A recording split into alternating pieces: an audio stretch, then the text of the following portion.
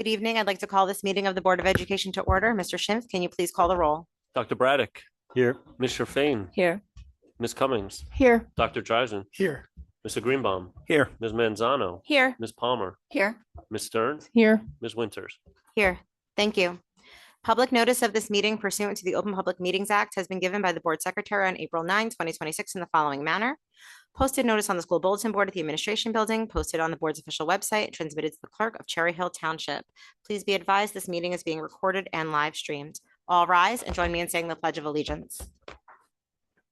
I pledge allegiance to the flag of the United States of America and to the republic for which it stands, one nation, under God, indivisible, with liberty and justice for all.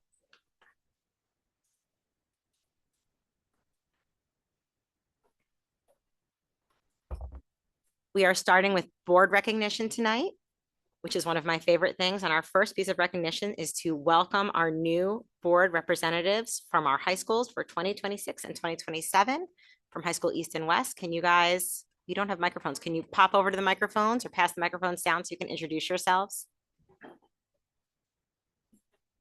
Hi, my name is Chloe Wren. I'm a representative from Cherry Hill East, and I'm a junior or rising senior.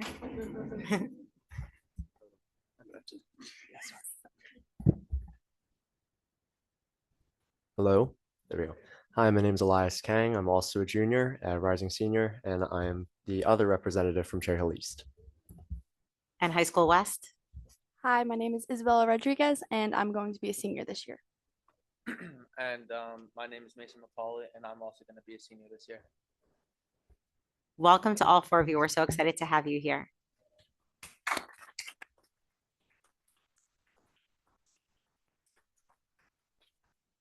We also have recognition of our student athletes for spring sports, and I'd like to call up Mr. Burrell.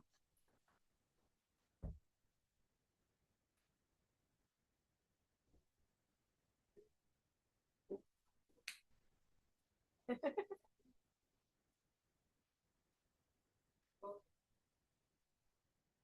you very much for having us here tonight. It's been just another outstanding season for Cherry Hill Public School athletics.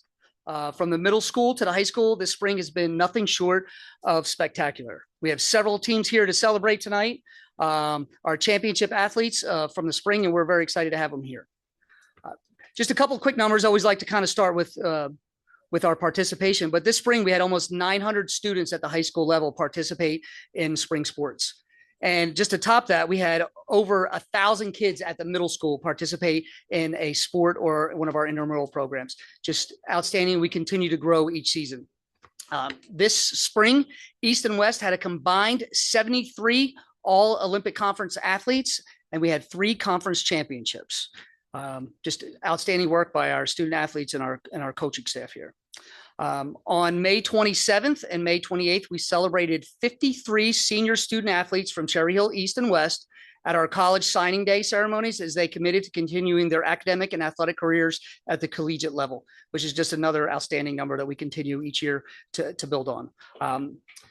Outside of our championship teams that we're going to highlight here this evening, I just also wanted to point out a couple just great achievements, but our Cherry Hill West baseball team was ranked number 10 in New Jersey this season. Our Cherry Hill East baseball team reached the Group 4 South semifinals for the first time since 2019. They finished second in the Olympic Conference. Easton boys golf were both at Camden County team championships this year. East boys tennis reached the Group 4 South semifinal, having 6 of their 7 new starters in their lineup this season, which is just tremendous work by Coach DeWolf.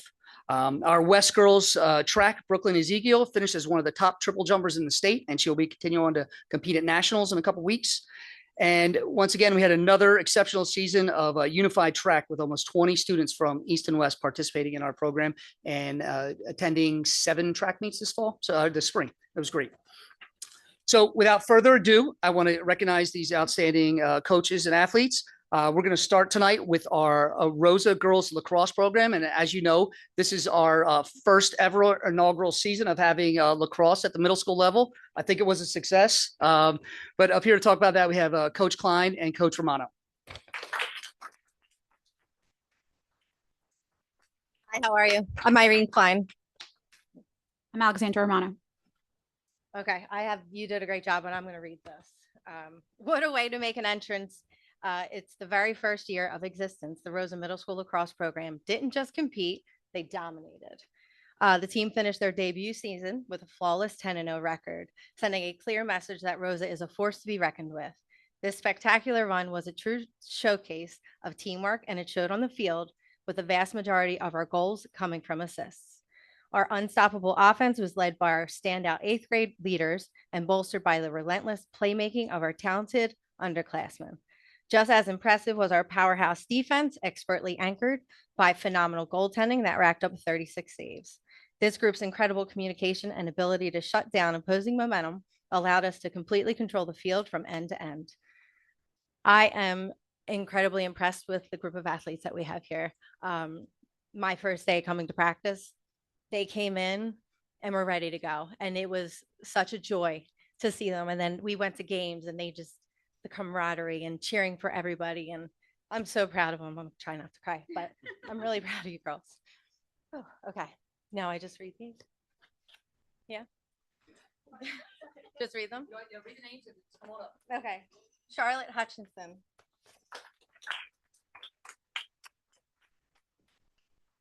Maisie Grillo. Erin Nettleton. Mia Verdes. Juliette Valacho. Mo Houston. Chloe Pasquarello. Sadie Augustin. Bella Donato. Noelle Johnstone. Nola Carney. Zoe Ferkser. Charlotte Smith. McKenna Rash. Sophia Fariola. Gwen Schmidt. And Jada Weiss. Congratulations, girls.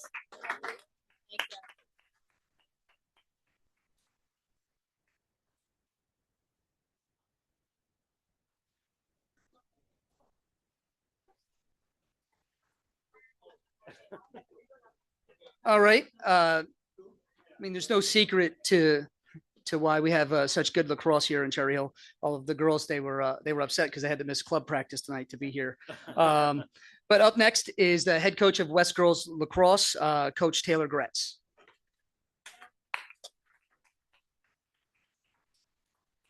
Keep mine a little bit shorter. Unfortunately, all my girls are at club practice right now, and then the other ones work. So I have our 4 seniors with us today. But good evening. Thank you to the board and Mr. Brow for recognizing West Girls Lacrosse team tonight. The season was an exciting one, defined by growth and the ability to adapt to ever-changing circumstances. Our girls consistently stepped up when it mattered the most, embracing new roles and challenges without hesitation. Their commitment to the program and to each other allowed us to improve every single week and compete with confidence. We're so proud of their resilience that they showed, and we're grateful for the support that helped make the season possible. So I have Kira Hassler, Erin Ryan, Charlie Torres Thorpe, and Sam Bruno.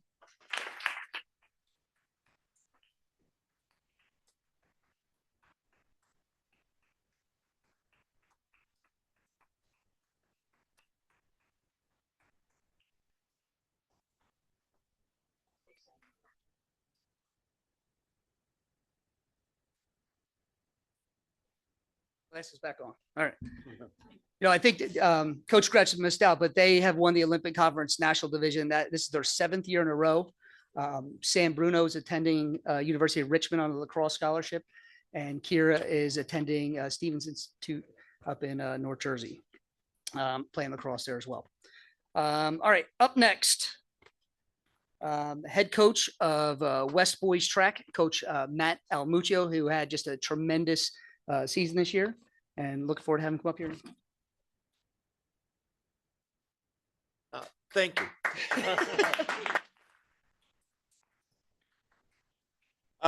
First, I wanted to talk about just the team in general, even though I have an individual that I'm going to talk to you about.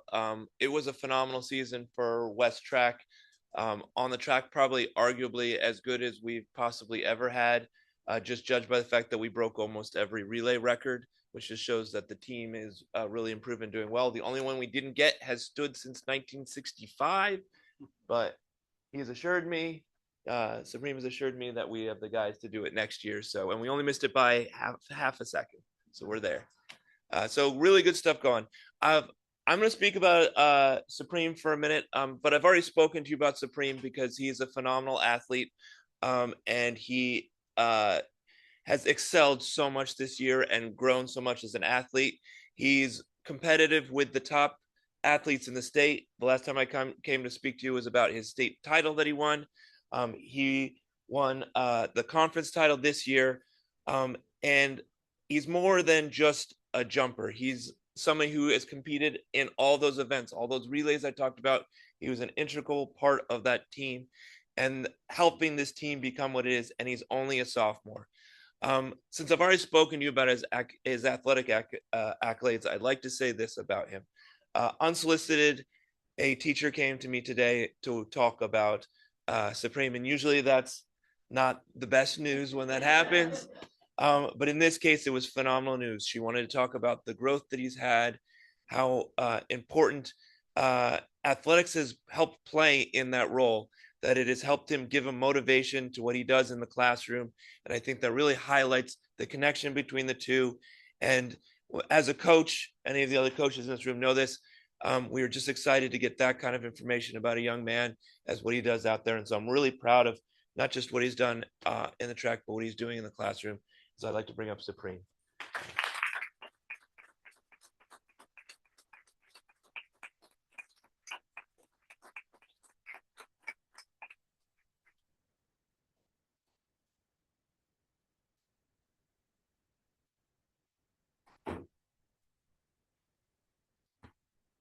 All right, next up, he's like the winningest guy I know. The 5-time state championship coach from our East Esports team, Mr. Andrew Graff.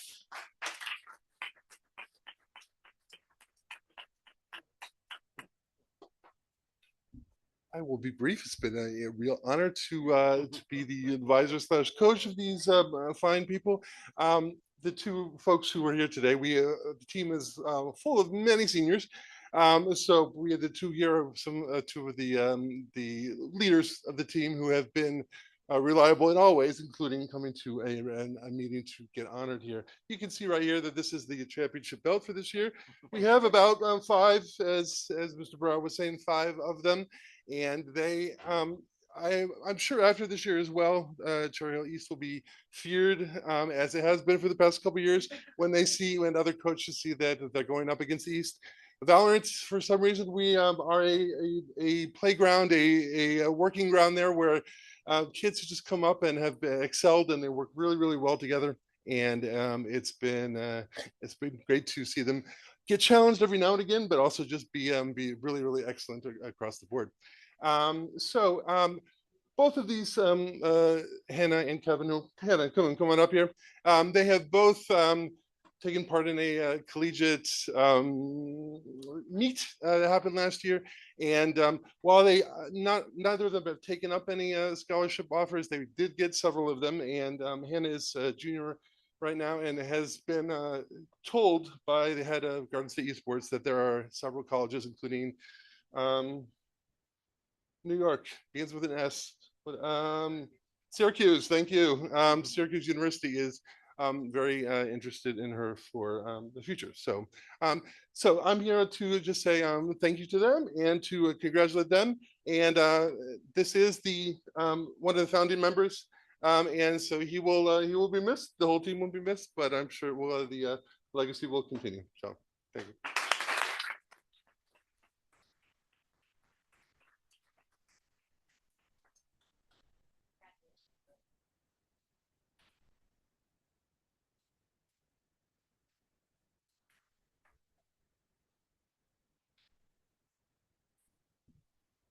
And next up, we have from East Boys Golf, our head coach, Mr. Ryan James.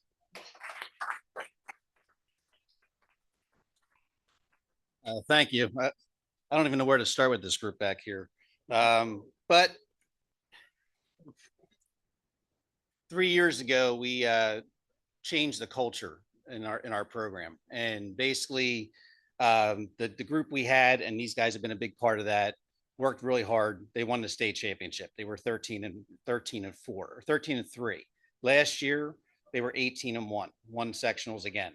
This year, they even topped that. They were 15 and 0, won the conference. So in 21 years of coaching East, I think we've won the conference now 4 times. It's hard. I mean, there's some really good teams in our conference, and they had to beat some really good teams to do that. So this year, they started off the year winning the Garden State Cup, and the Garden State Cup is the best teams in the state, in parochial and in public schools. The main team that we beat there, St. Joe's Regional, they ended up winning the whole thing again. So they're just a phenomenal team, and these guys beat them in that tournament. They are 3 times Camden County champions. Again at sectionals, played very well. We were 4th at sectionals. Tyler Whitney ended up moving on from sectionals and going to the Tournament of Champions, tied for the lead for the best score in the state. So he was had a 69. It was a 3 under at 69. So technically, he's the best public golfer in the state of New Jersey. He's the best public golfer in Group 4. So that's the kind of year we've had. But to go through a year, I don't think East has ever had a year where they've been undefeated. So to be 15 and 0, it's just remarkable. Besides that, for me as a coach, the relationships I get to make with these guys is just phenomenal. I have a blast out there. They work extremely hard. They play all the time. And that's what it takes, and that's why they are the champions of the conference. All right. So, guys, come on up.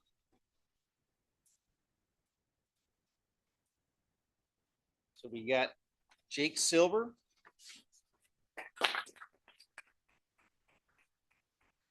Tyler Whitney. Sean Murphy. And Ryan Olson. I had a few guys that couldn't make it today, so I just want to mention them as well. So Mason Fowler is a big part of our team. All these guys played all year long. Oliver Lawler, Vaughn Mondell, Mason Petkoff, William Jones, David Mogul, and Isaac Green as well. Thank you.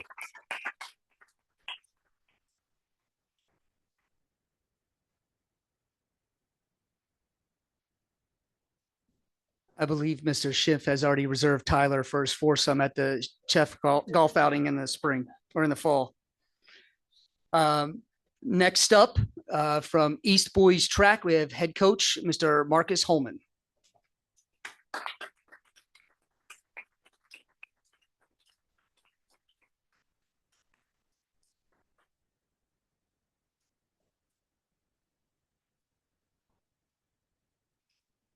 This is new for me being in front of the mic. But we began this year. I gave the team a mission, and that was to chase excellence so they can achieve greatness. And we had a phenomenal season. They all bought into our workout plan, bought into everything we were trying to do. And week after week, we just kept seeing times drop, them doing phenomenally. I mean, we started off the season a little rough because it's a long season. We got a lot of 3-sport athletes on the team. So they came into the season a little banged up. And I just asked them to be patient and trust the process. And they did. And throughout the year, they just kept getting better and better and better. And this is a team unlike no other. We only had 4 seniors on the entire team. Majority of the team were JV last year. So they all stepped up to the plate, and they just continue to just impress me and do things that they didn't even imagine that they could. Several of them, they had goals at the beginning of the year, and I told them, I believe that they would get that and then more. And they went on to even exceed my expectations of them. So we got to the end of the year, and going into the conference game. Going to the conference meet. They went out there and said, "Hey, coach, I feel phenomenal about what we're getting ready to do today." Even some of my assistant coaches said the same thing, like, "Coach, I think this is going to be a big meet." We came in, I think, in the 4x1, we were seated like 15th. We ended up winning. You know, came within 1/10 of a second of breaking the school record.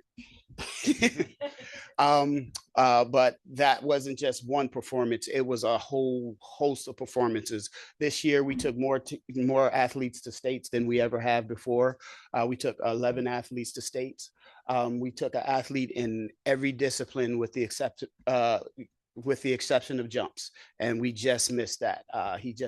Our high jumper just missed making it to state. So this was a phenomenal year, and we have 5 athletes that achieved first team all conference this year. So these are the athletes that are here. I have a team of 90, so we can have all 90 here. So we're going to start with these athletes. First up, Kian Sherlock.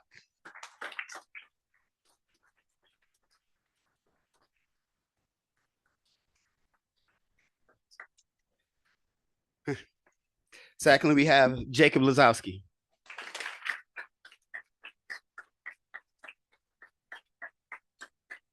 Next, we have Riley Percival.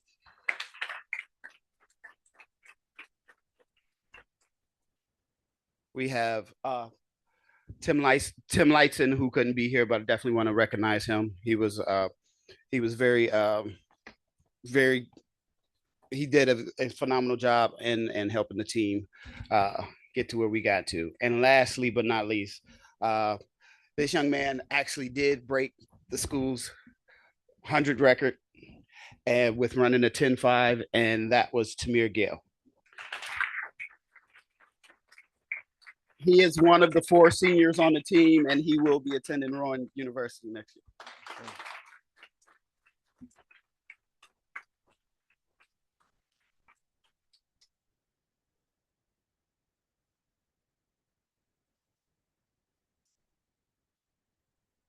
So I don't know if you know this or not, but Tamir is actually the fastest person in Cherry Hill. And I can actually prove it. He ran a 10.57 in 100 meters this year, which is just, I don't know. I definitely can't do it. All right. Last up, we have East Boys Volleyball, and I'm going to have senior captain Gabe Top come up here and join me.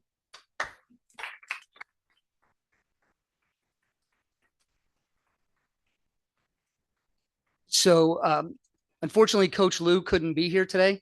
Our head coach, Votam Lou, if you can imagine, he sent me something to write. So if you can imagine, I am not him. He's a 6'5", super cool Vietnamese guy who's a professional volleyball player. I am none of those things. But we're fortunate to have him. So he had a little message here I'd like to say to the team. So I'll be reading it on his behalf. Good evening, everyone. I apologize for not being able to attend today's gathering and am very grateful for your recognition of this year's Cherry Hill East volleyball program. I remember my first year I coached for this program, we were able to win the Olympic Conference title, and I felt a bit arrogant as I pictured myself being able to continuously do it over the next few years. Unfortunately, this was not the case. As the past 2 years, I realized very quickly that the Olympic Conference is one of the most challenging levels of competition because it's so high. These past 2 years, we have seen defeat more times than we would like to mention. However, with each loss, we gain more knowledge than we were able to receive from a victory. These young athletes sitting here before you today are products of those who did not quit and give up because we were losing, but rather worked relentlessly throughout the offseason to make it so we can stand before you and be proud to say that we were able to win the most games ever in the history of East Boys Volleyball, finish the season at 20-5 as the Olympic Conference American Division champions.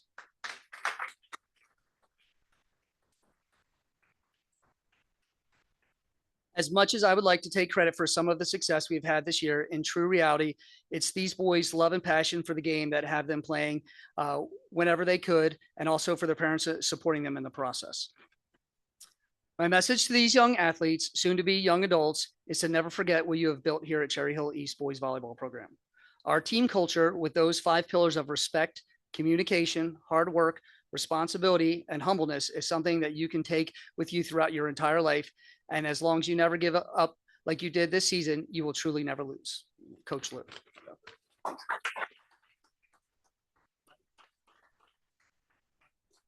We'd like to, And we'd like to recognize the athletes. To begin, Mason Wills.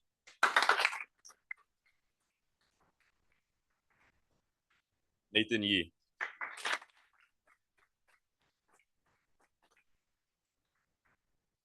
Sky Lamb. Wilson Pan.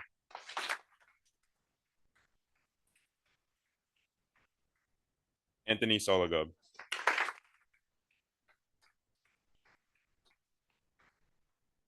Ray Tao.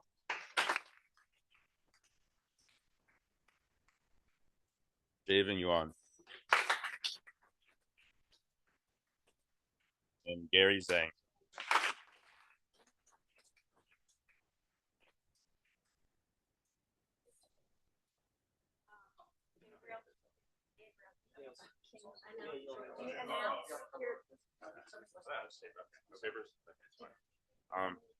Okay, we have a few more names. Quinn Cunningham.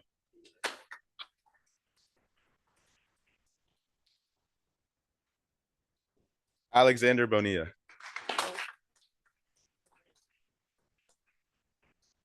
Jacob Adler. Nathan Aguelo.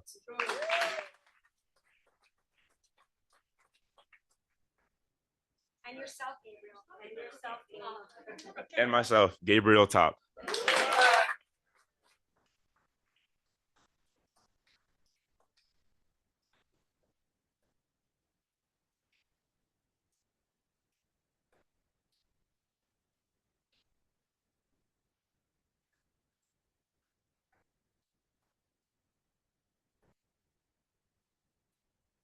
Congratulations to all our student athletes, and thank you to everybody for coming out to support them. Next, we have a project update from Mr. Schimpf.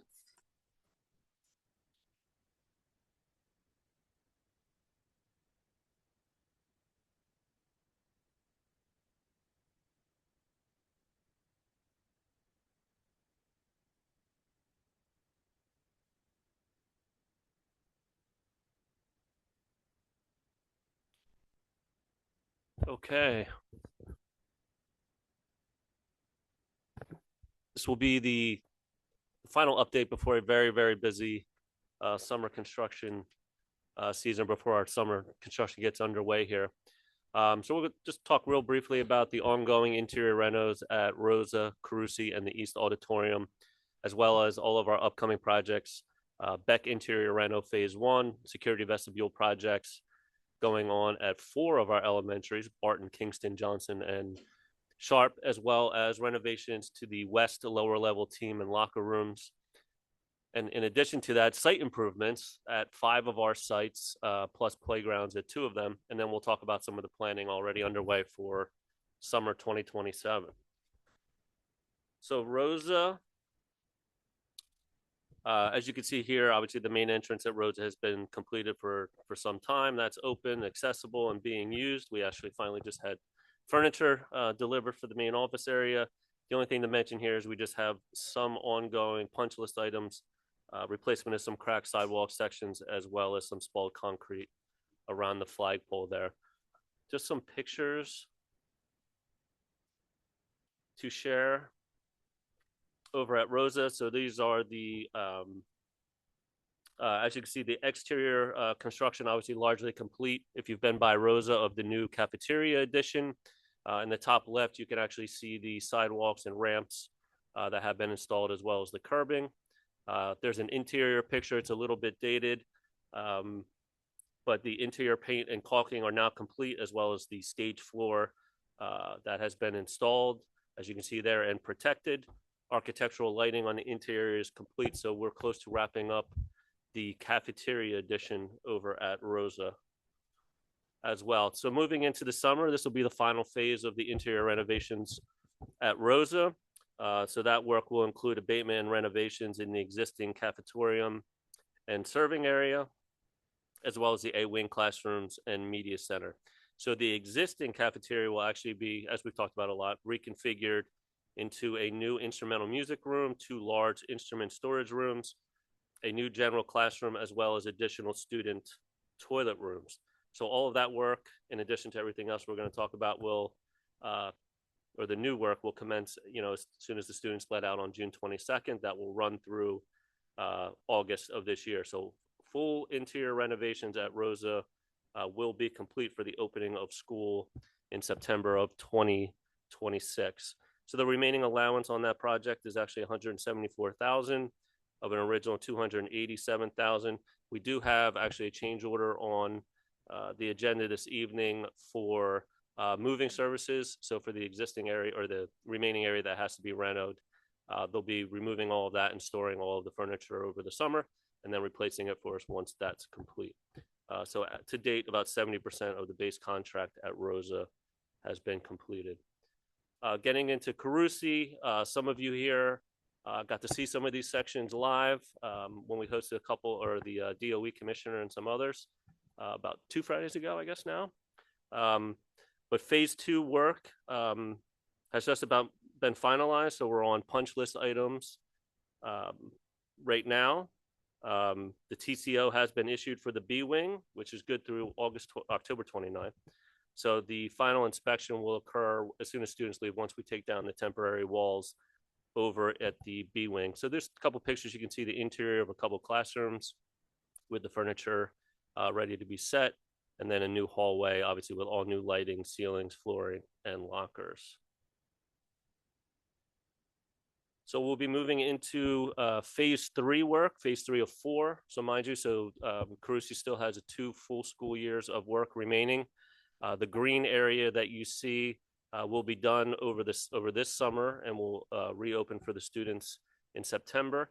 And then the purple or pink sections, those will begin in June and will not be completed until approximately May of next year. So they won't be online until September of 2027. Right now at Carusi, we have a remaining allowance of about $56,000.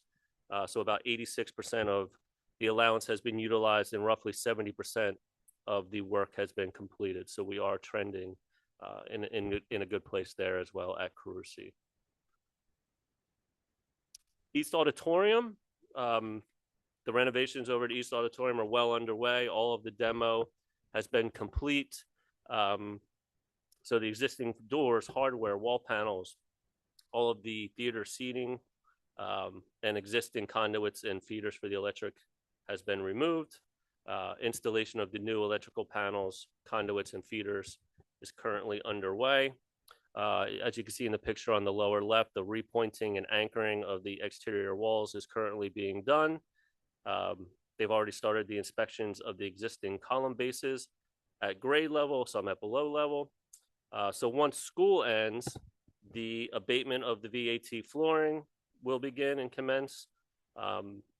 In addition, one thing of note is, as you recall, a couple months ago, we did a change order with TN Ward to redo or modernize the elevators at both East and West. So that was an $883,000 addition. That was a standalone change order. So the remaining allowance on the project is about $122,000 of an original $150,000. So that's about 18% utilized, and roughly 10% of the contract over at East has been completed. So upcoming projects, obviously we'll be jumping into Beck interior renovations, phase 1 of 2 in June. That bid was awarded in November to DeAndrea Construction for $11,069,000. Some abatement work was completed over spring break. We're doing some electrical during off hours, but like all the rest of these projects, we'll be jumping into them on June 22nd. So as I mentioned, we'll be doing 4 new security vestibules during this summer, both at Barton, Kingston, Johnson, and Sharp. That was also awarded to DeAndrea Construction. In addition to that, renovations at the west lower level locker rooms, team rooms, and weight rooms will commence. That contract was awarded to Connor Construction on April 28th. That was about $5.6 million. Right now, we're anticipating receiving a change order for the Lula installation over at West. So we're hoping to do that as a change order with Connor Construction. Site improvements. So we will be commencing the site improvements at both Kilmer and Knight. They'll get full parking lot redos, as well as accessibility and sidewalk improvements. That was awarded to Wyndham Construction. Then over at Johnson and Mann, similarly, redoing the parking lots as well as the sidewalks and accessibility. That was awarded to Landberg Construction. One more site improvement, we'll also be tackling the East Administrative Lot over there. So they'll be working next to and on top of TN Ward, who is redoing the auditorium over there. So we've had some coordination meetings with them.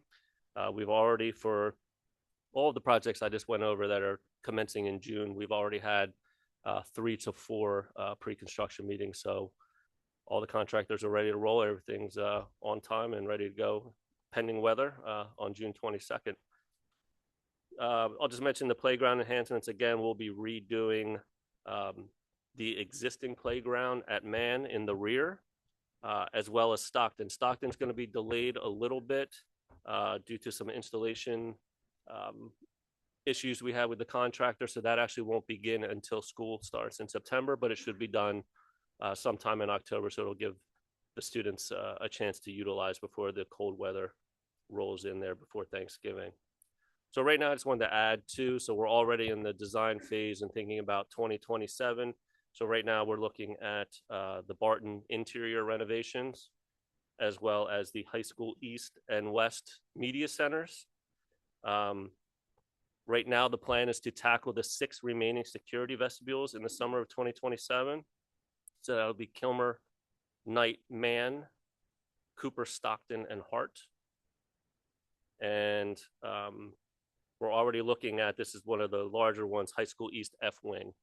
So we're looking at design options on that. We have the new principal involved in those meetings, because that will require a little bit of messing around with the schedule and course options, as that will be offline for about 2 full years, as that's a full demo of the F wing and rebuild.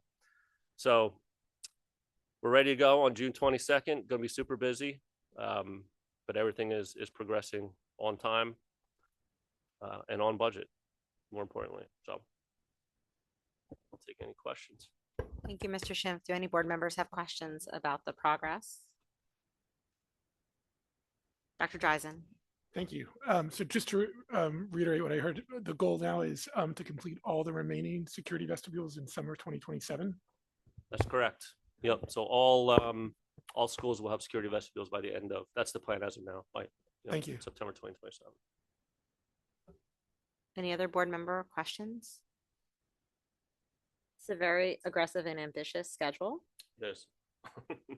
And I just want to acknowledge that and give my appreciation to you and everybody who's working tirelessly behind the scenes on the bond projects, because I know it's a heavy lift and a tight timeline, especially in the summer when the kids aren't in the building. Yep. So thank you for everything that you do. Thank you.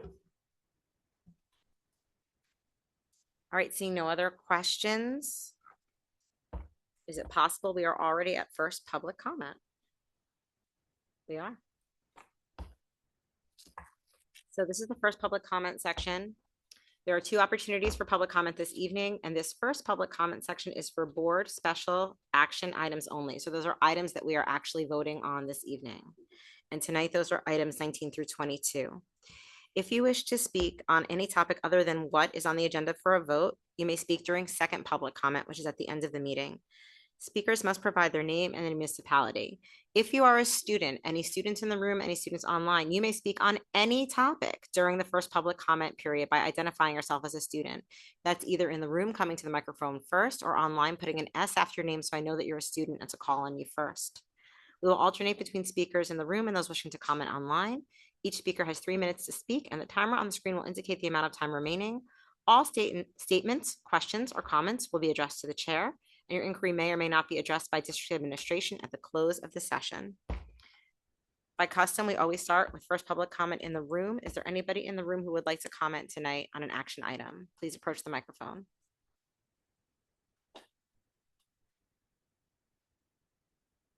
Please state your name and municipality, and Mr. Schimpf will start the timer.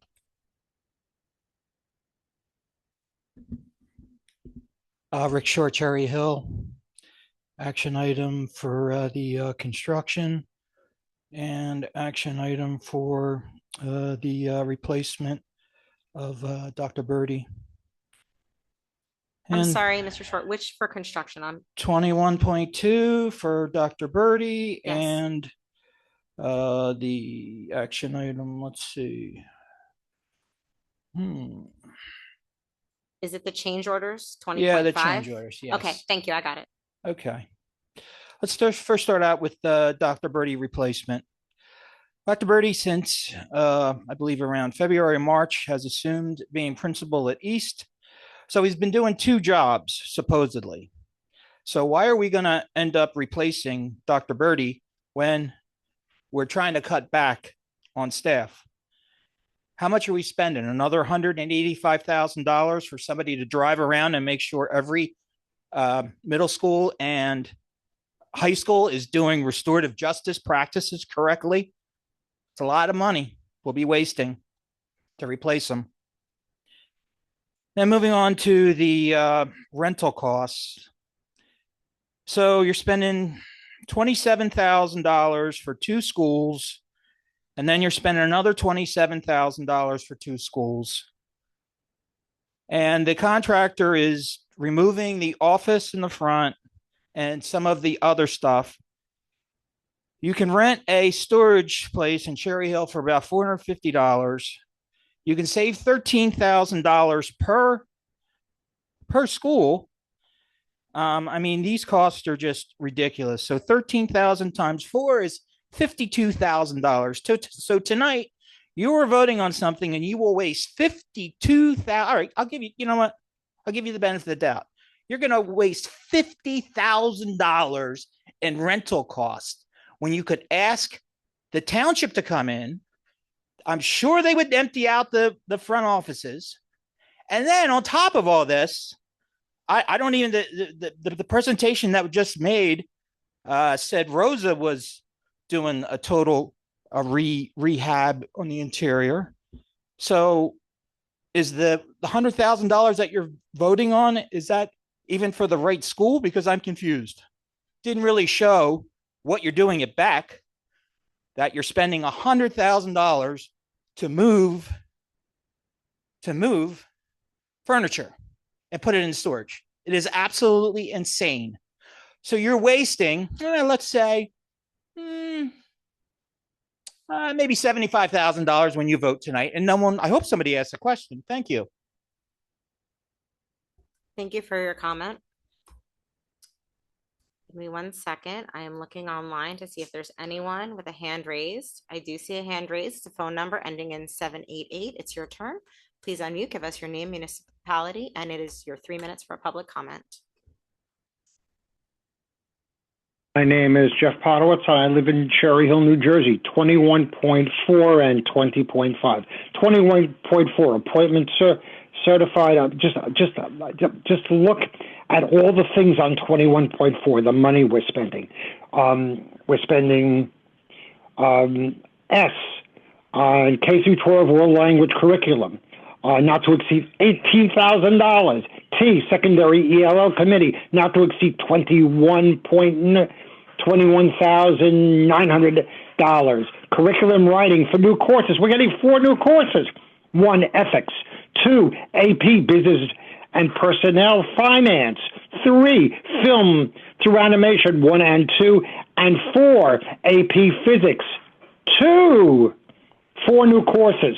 That only cost $1,900. But why don't you spend the money on maybe decreasing, making the classes a little smaller in AP 1 physics, in math, other things, hiring some more teachers. Instead, you're creating 4 new courses. At what cost?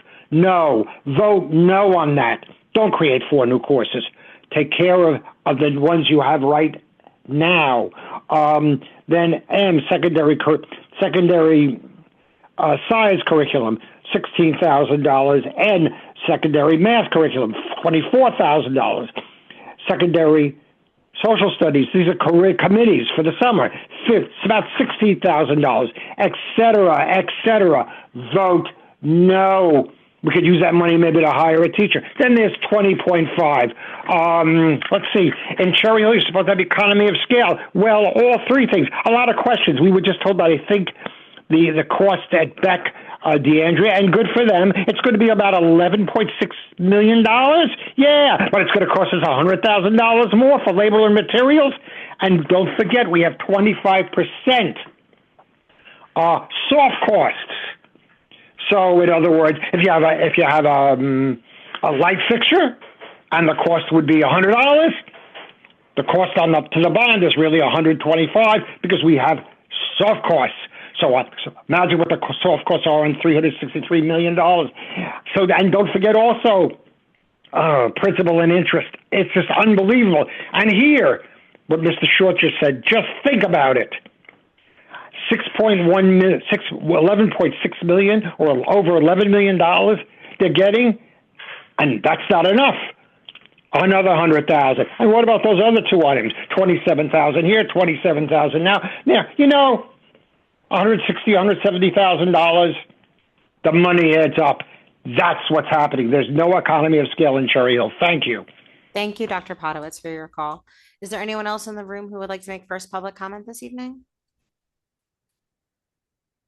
I don't see any takers. Looking back online, I don't see anyone else for first public comment, so I'm going to close first public comment tonight and move on to correspondence. Mr. Schimpf, is there any correspondence that you've received on behalf of the board? There was not. Thank you. So I'm moving on to superintendent's report. Thank you, Ms. Winters. Just like to say welcome officially to Elias, Chloe, Mason, and Isabella. Definitely looking forward to working with you guys throughout the course of the 26-27 school year.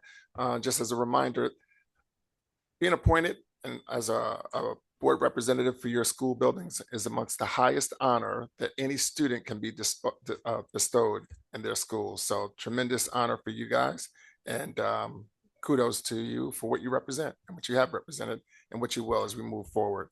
Also, congratulations to all of our spring sports teams and athletes.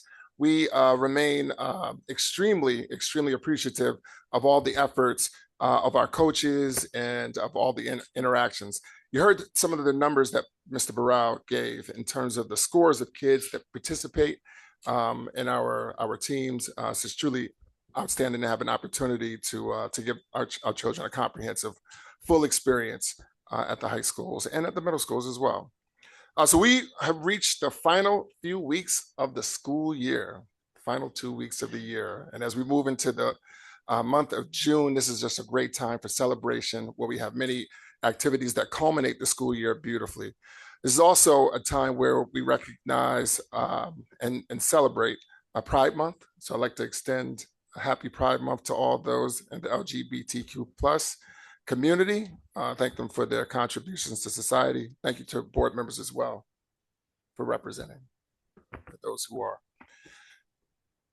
I mentioned some of the activities that take place during these last few weeks of the school year. Chief amongst are the high school proms. Had an opportunity to go to both the proms. Kids look fabulous. There's nothing better for me than to see the kids all dressed up in their absolute best. So I had a chance to attend High School East and High School West. Just next week, we're looking forward to great events, elementary clap outs, class parties, preschool moving up ceremonies, elementary move up ceremonies, middle school graduation, ultimately high school graduation as well. Next Friday as well, the district will be closed for the recognition of Juneteenth. Juneteenth holiday is an extremely important holiday for us.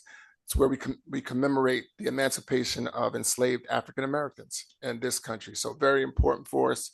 Obviously very important for me and my ancestors and legacy of my family, and for all those as well celebrating. Just like to wish happy Juneteenth. Thank you. Thank you for your report. Do any board members have old business to raise tonight? Dr. Dyson. Thank you. Due to a work conflict, I was unable to attend the meeting 2 weeks ago. So I just wanted to go on record for 2 items from that meeting. The first had to do with the CSA evaluation training. Really appreciated all that training. One thing that was interesting for me to hear, and so this, if I was there, I would have the board already knows this, but it was interesting that I am firmly in the minority on this. Just to be clear, the trainer made clear that 95% of districts in the state do it one way. My preference would be from a point of view of transparency and governance would be that non-conflicted board members start with a compilation as we're thinking about annual evaluations versus starting with a draft report. This isn't specific to this board. I'm just speaking in general. My approach from a governance perspective, I think that's the most transparent way to go about doing it. So if I were in that meeting, I just wanted to go on record that in this case, I am certainly a minority, but I am that 5%. The other comment, because about a month ago, I was in a meeting where clearly I was confused about what was going on.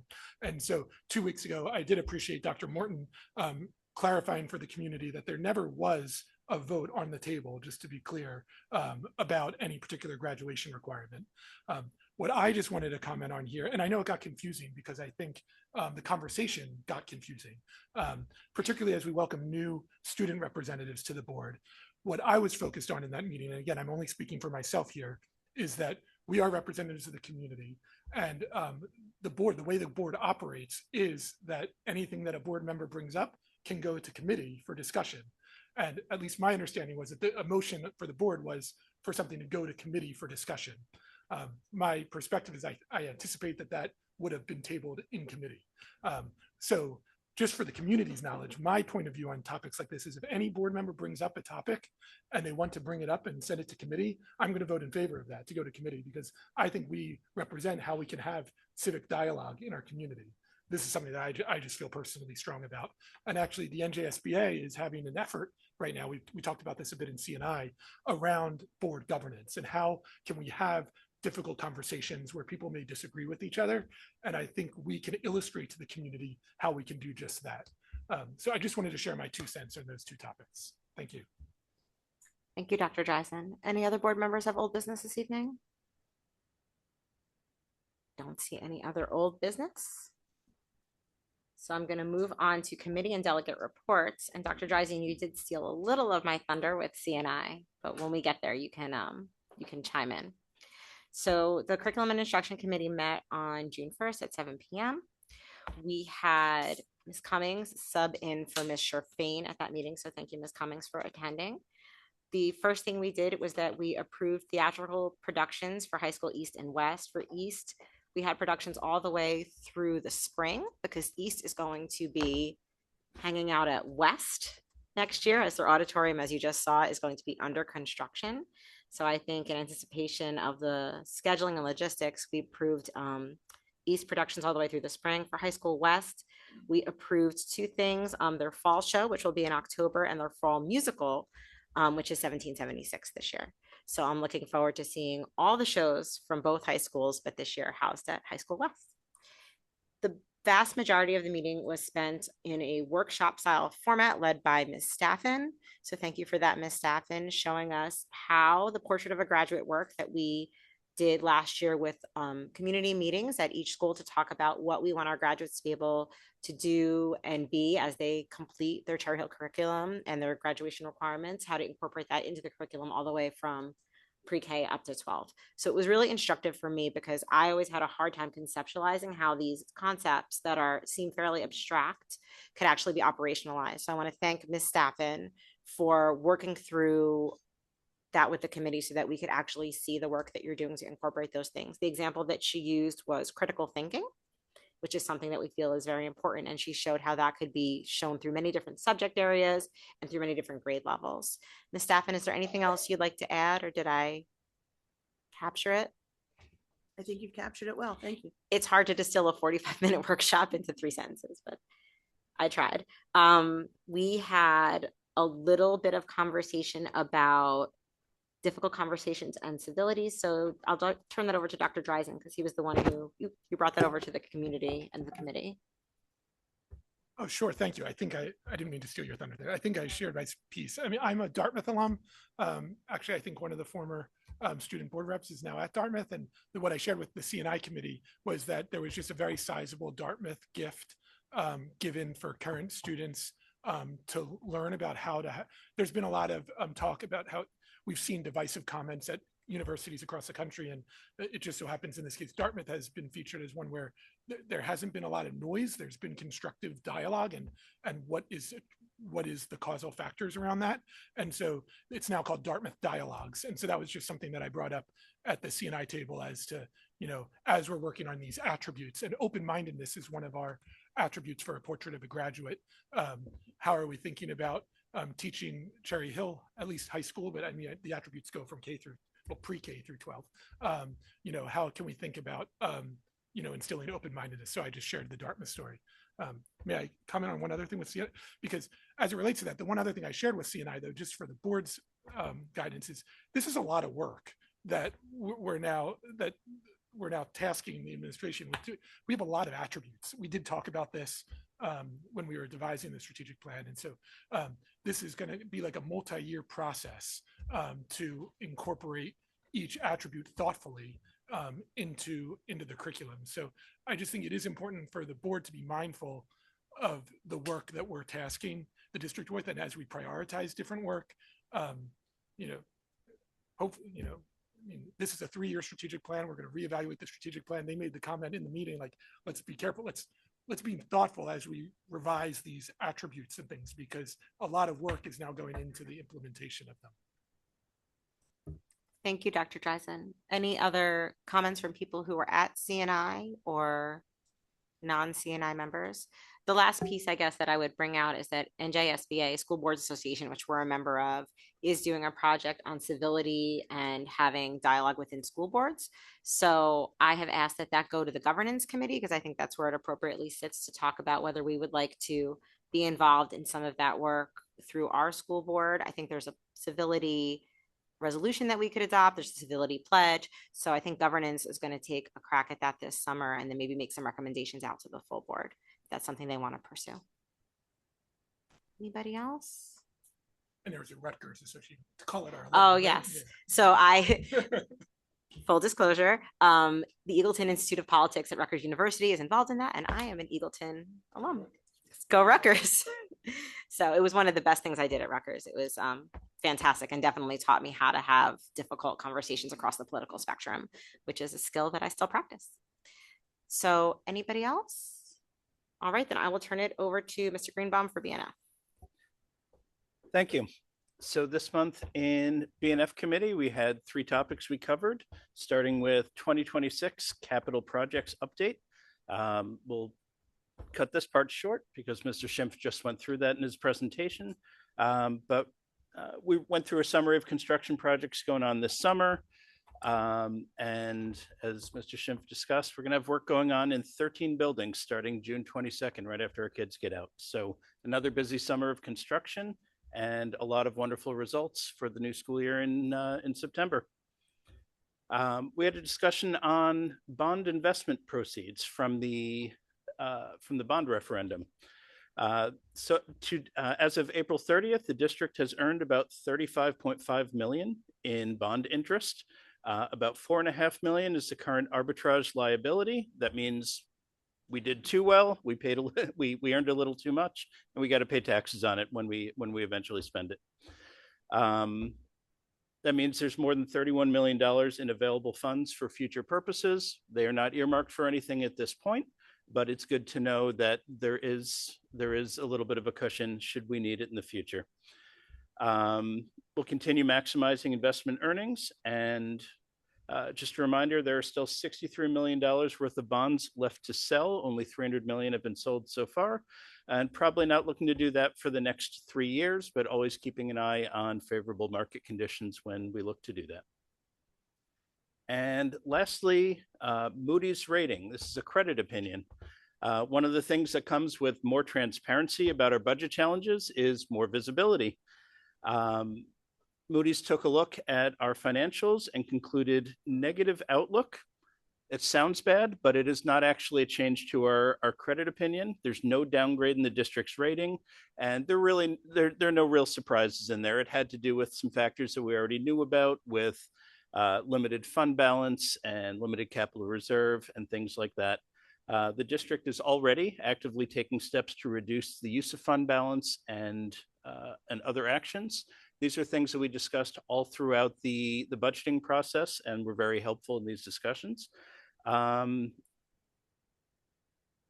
the focus on investment earnings for the bond proceeds, which we just talked about, was certainly helpful because that leads to additional funds in the future, should they be needed.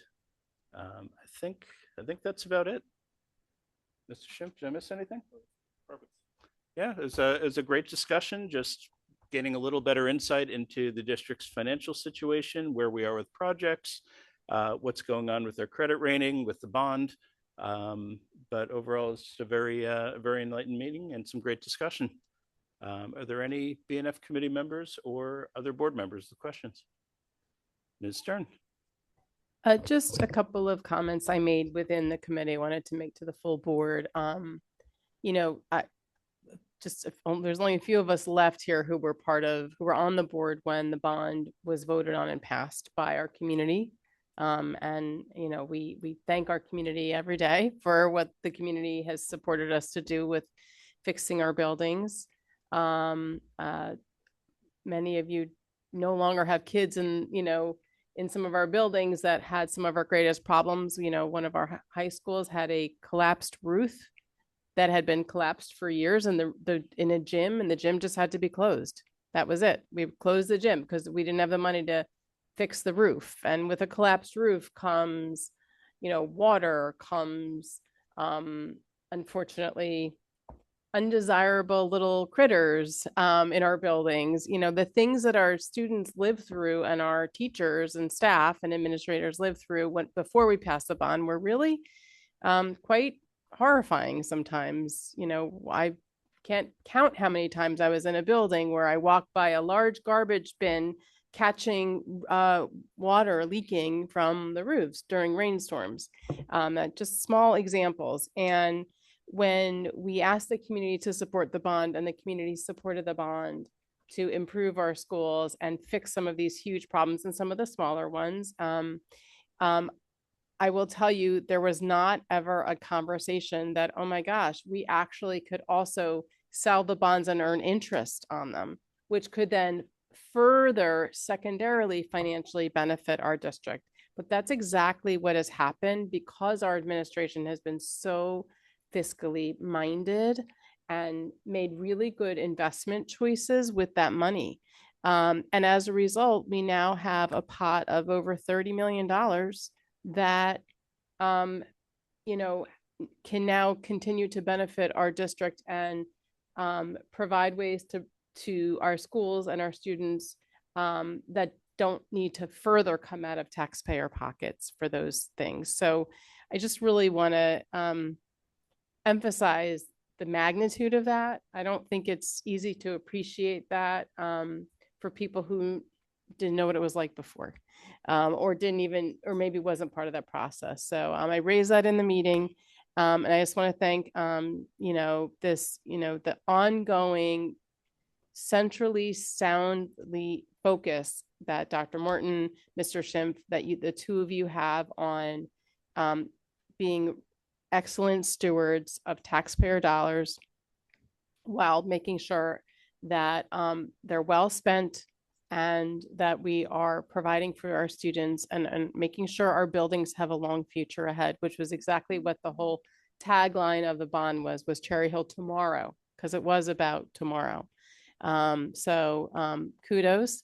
And I'm sorry that we are so openly transparent that we got on the radar of the ratings group Moody's or whatever their title is. But I'm glad that they, you know, ultimately saw that although, you know, we are facing difficult times, we are navigating them with a high level of success and attention. So. Thank you. Dr. Braddock. Very quickly, with respect to the Moody's rating, is the expectation then, given the responsibility that's been paid to the budget, that will maintain that rating that we have now moving forward, if we retain Moody's attention, let's say? I mean, they did place a negative outlook, but they noted very carefully that we've taken corrective actions in 26-27's budget to mitigate some of that concern. So the outlook, I wouldn't refer to it as negative. I think we're on the right path. Yeah. Okay, any other comments or questions? All right, thank you very much. Thank you. Moving on to HR, Ms. Stern. So we do meet, we met last week, and HR, as most of us can imagine, we talk about confidential matters, personnel matters, so we don't talk about them. I don't ever give any specifics in our report, but I do want to say we had some really great discussions about finding the balance of managing our challenging financial situation with all the state aid cut, with also ensuring that we really retain enough of the right positions in place to ensure our schools are being run well, which is always a discussion, and always, there's always a lot of opinions about, what are the right balances of staff, administrators, teachers, programs, activities. But I think that, there was so much focus on doing the best we absolutely can, while also making sure, we remain fiscally responsible. So that was definitely part of our conversation. We just got some great updates from Mrs. Lieber about where we were at with hiring and fulfilling open positions. I'm trying to see if we have anything else. We started talking a little bit about goals, which we'll be doing much more of in July. And I want to say, I think that is it. Any other members from committee comments? Mrs. Sherfain. Just to kind of elaborate a little bit, because I want, since I'm kind of the one that's always talking about the budget and trying to find ways to cut costs, I did want to just emphasize what you said already about the robust discussion that we had about, the current balance of staff within the district. And I wanted to highlight Dr. Morton's efforts to be very mindful of the reality of our budget. So I just wanted to make sure that that was very clear. Thank you. Any other comments from members who are on the committee or members who are not on the committee? It's always a short report for HR. Thank you. That's it. Thank you, Ms. Stern. And moving on to P&L, Ms. Palmer. Thank you. So the Policy and Legislation Committee had a very full agenda for June.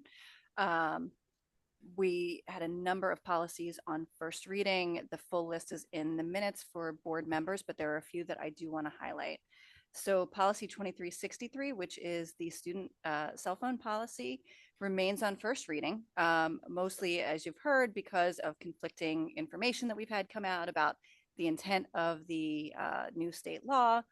We do believe that we have enough of an understanding about what is required, what we as a district are required to implement, that we do plan to have a full conversation on that policy in the July committee cycle, with the intent of moving it forward so that it is final for the start of the school year. There was a series of policies focused on eligibility and open enrollment and attendance areas that had been up for mandatory policy revisions before we started the elementary rebalancing conversation. They had been tabled in the event that the outcome of that conversation led us in a path that required those policies to be updated. In the meantime, there was some feedback from the community, specifically around the impact of forced transfers. And, there is a waiver policy, but the committee felt it warranted a fuller discussion than we had time for in last month's agenda. So we tabled those three policies because they really should be looked at together. Tabled them until July. So our intention is to revisit those in July as well. We also began our review of the board bylaws. So the first series of bylaws, if you look at our policies online, the first series of policies, if you look at them online, are the bylaws that govern how the board works. Many of those, so there's a set that need to be updated every year. We have done all of those for this year. There are a few that have been revisited in the last 12 months, but there are another 25 or so that have not been looked at in close to a decade that we can say it might be longer. So I really wanted to get through those before the fall if we could. So we took our first stab. Again, for board members, if you look at the minutes, you can kind of see the schedule of how we're chunking them out to get through them by September, hopefully maybe October.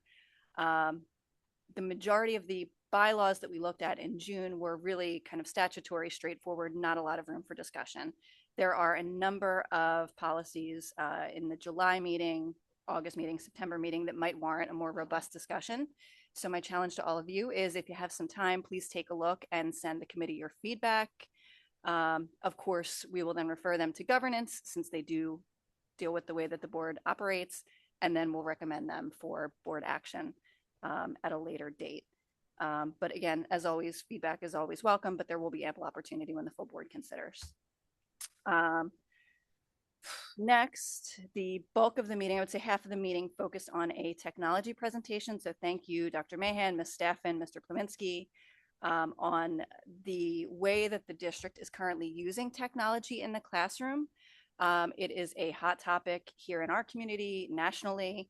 It was the starting point of the conversation for us, with the intention of introducing a series of policy drafts in July that deal with things like time on device, acceptable use of apps, kind of work hand in hand with the AI policy that we adopted earlier this year.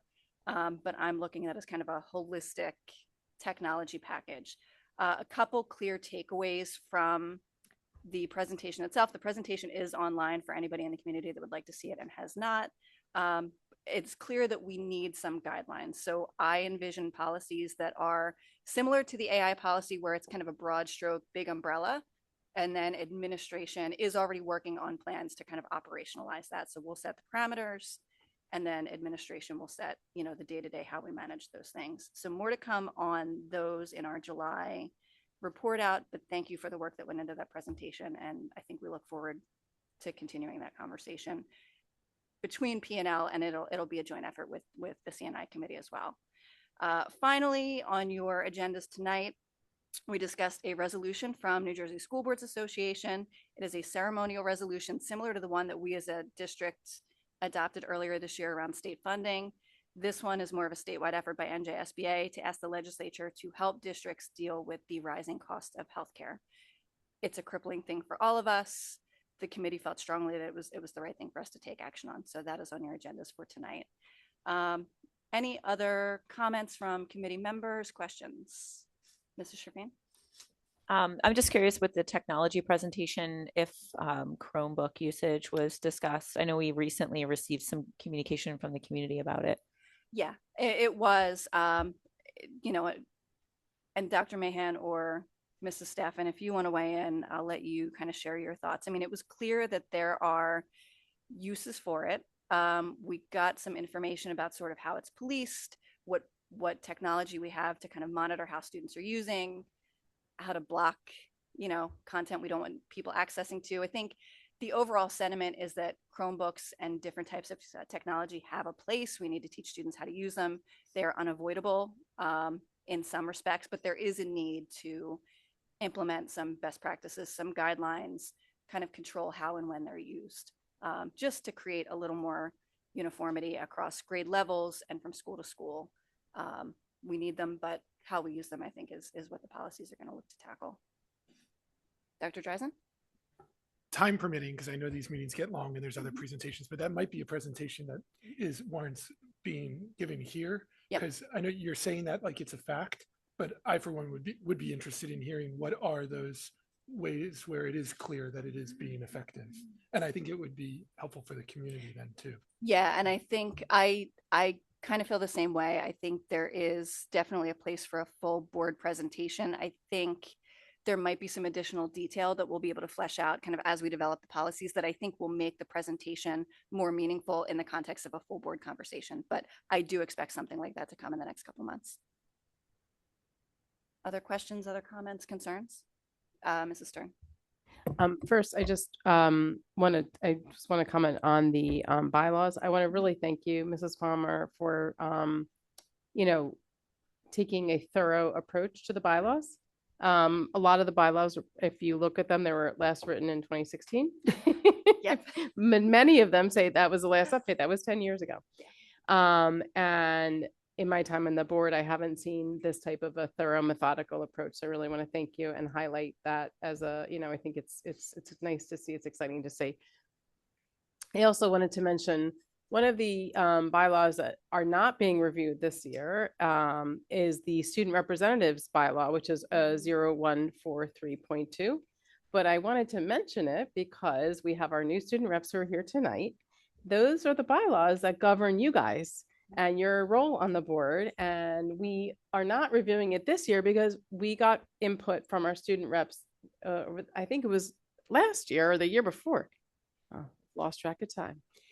And, oh, thank you. There it is. Thank you, Dr. Dreisen. It was October 25. It wasn't that long ago. And we revised them with very thoughtful debate and discussion. And so I feel really good about the work we did last year on them. And with our new reps here, just wanted to mention that, if you want to know what is your role and or some of the parameters, it's general, but you can always look it up that way. So, and I'm excited for some of the revisions we made to be implemented. So, and again, I mean, I appreciate those comments. I think the majority of our bylaws kind of are what they are. There are a few, there's been a lot of conversation at the board table about things Cherry Hill does differently that other boards maybe do not. There are definitely some pieces of our bylaws that are unique to Cherry Hill. So those are the things that, I just want us all to be aware of and kind of call out. It doesn't mean that things have to change, but I think it warrants a discussion. And I certainly think our bylaws that govern the way we work warrant a review more than once every decade. So thank you to all of you for your support in that endeavor. And I think that's it for me this month. Thank you so much. Nothing for governance at this meeting. So are there any other reports from board members who have attended things as delegate reports, committee reports? Ms. Stern. So I just wanted to give a report on our special education committee, which met also last week on June 2nd, which feels like it might have been a month ago, but it was actually a week ago. So just a few highlights from our meeting. We got some great updates from Ms. Mallory, and as happens in every meeting, Ms. Mallory brings kind of a more information about something that we didn't know about, that we've never learned about, and how the district is approaching things, things that are being added, some things that are successful, and also, things that are being assessed as maybe we need to make a change. So I just always want to thank Ms. Mallory for, just this constant flow of, information that continues to remind us of, how lucky we are to have you at the helm in special ed. Well, it's true. So, I mean, at least that's, we're always learning a lot in that committee. So we talked about, one of the things we talked about, which I'm actually going to turn over to Ms. Mallory, and first off, is about something new that's been done this year, which is sharing with parents, sharing student DIBELS, information about students' DIBELS outcomes. Hello, thank you. Good evening, everyone. So the discussion started with a lot of the inquiries that we've been receiving via email and or directly to our office regarding students with dyslexia and additional supports being requested or inquired about. That is something that remains on my team's radar. One of the things that we implemented this year was a state mandated screening, which we were already doing, but we increased it to 3 times a year and sharing the results with parents via mail, correct? In the mail. Okay. So so that being said, this is data that is new. Parents, it's sent with an explanation letter from CNI. However, we've gotten a lot of questions generated. So one of the important things to understand about the DIBELS assessment is there's no passing or failing. The DIBELS data is to give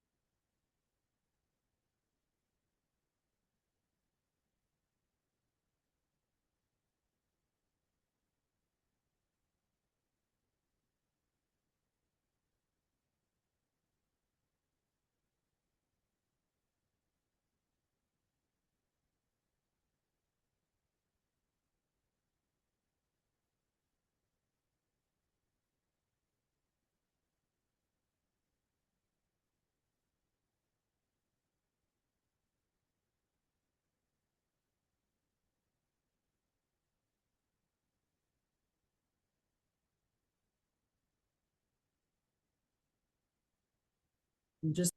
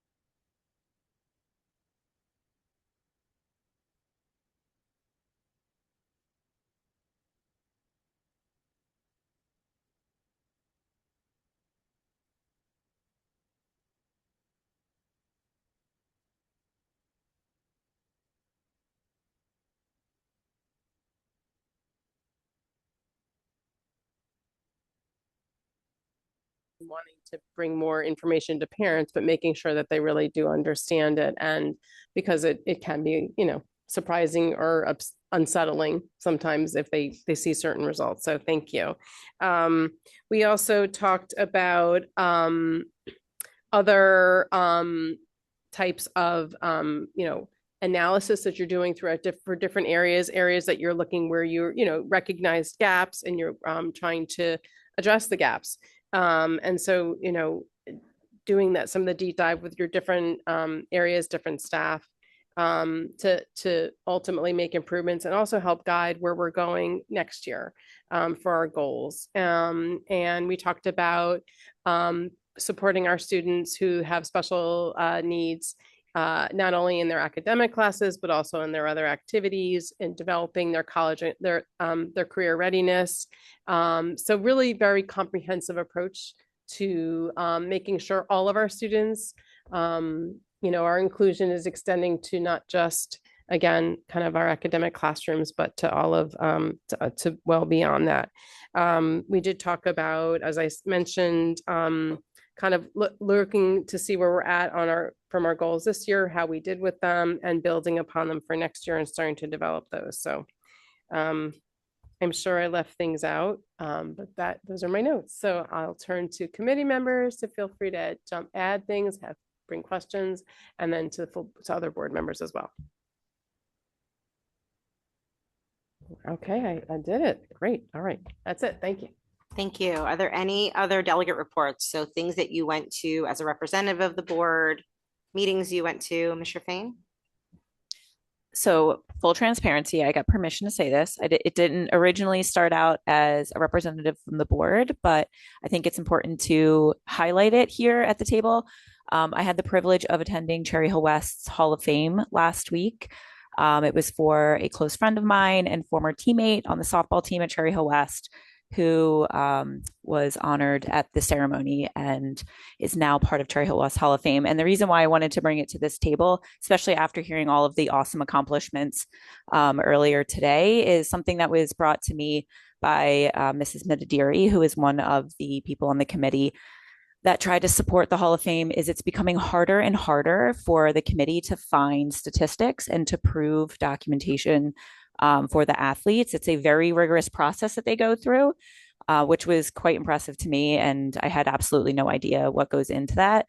So this is just my preach to any parent who have amazing children that are athletes in the district, to keep all your records and documentation. So eventually, when they are nominated for the Hall of Fame, whether it be East or West, you can prove your point and honor your child at the ceremony, which is really incredible. And they also had I believe they were seniors there as well. And the accomplishments that they've had in athletics were also presented there. So it's an awesome thing. And so I just felt like it was very important for everyone to know. Mr. Fain, do you have your softball records from High School West? I am not a Hall of Fame member. However, I do have all of my equipment that I'm now using for other purposes for myself. The bat still works. I think that's amazing. Who knows if who knows if you have all your softball records, maybe your time is coming. Don't know that I will ever be invited into the Hall of Fame. One can only hope. One can only hope. Ms. Pensano. I attended the reorganization meeting for the Camden County Educational Services Commission. I am our Cherry Hill representative. Cherry Hill was once again elected to the 15 board of directors. So for the 34, I think, towns in Camden County. So we will sit on that board of directors, which means we go to a meeting every month. If you are just a general member, it's twice a year, and hopefully I'll be able to bring back some good information from our Camden County superintendent. Thank you so much for attending that on our behalf. We appreciate it. Did anybody else attend anything else wonderful as a delegate representative on behalf of the board? I don't think so.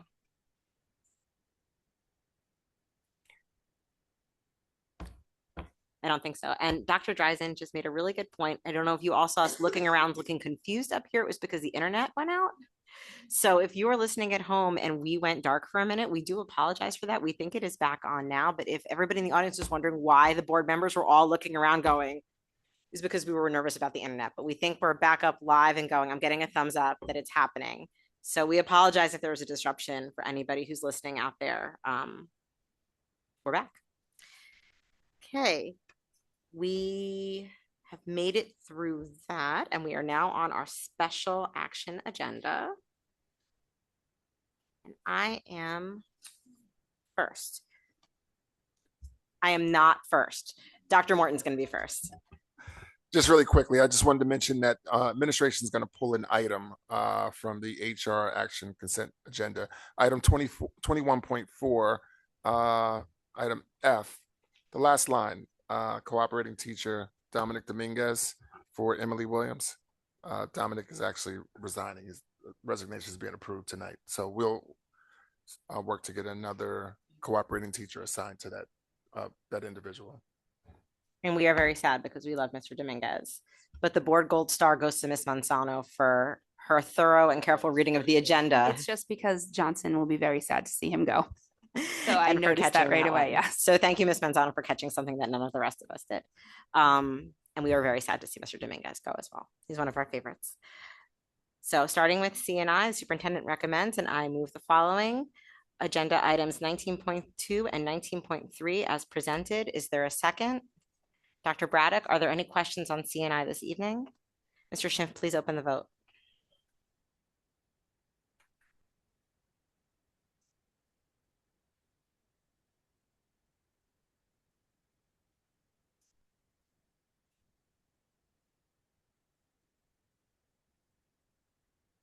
Motion carries. Thank you. And we're all happy the internet is back for the online voting.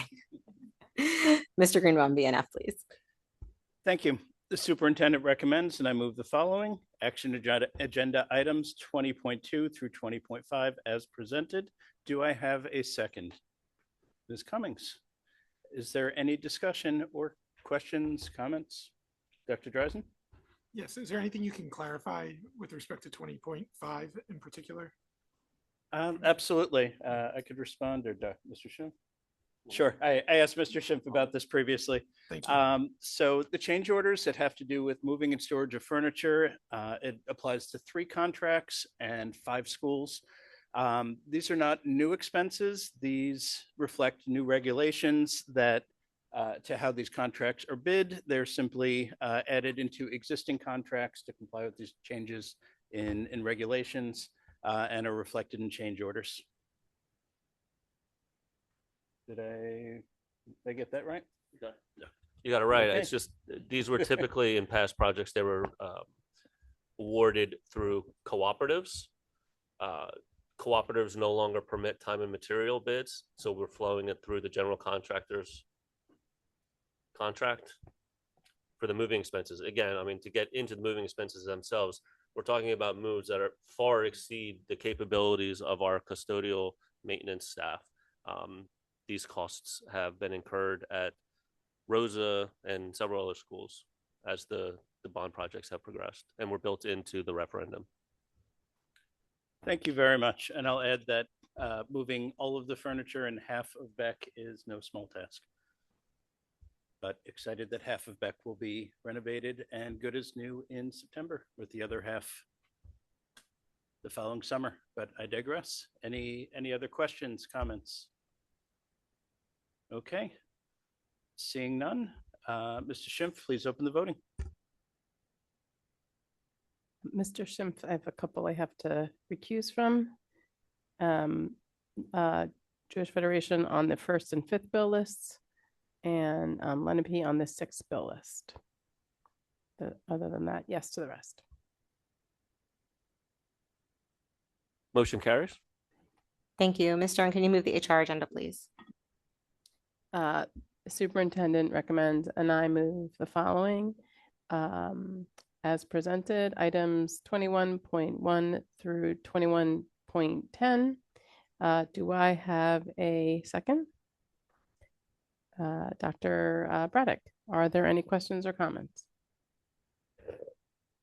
Not, Mr. Schimpf, can you please call the vote?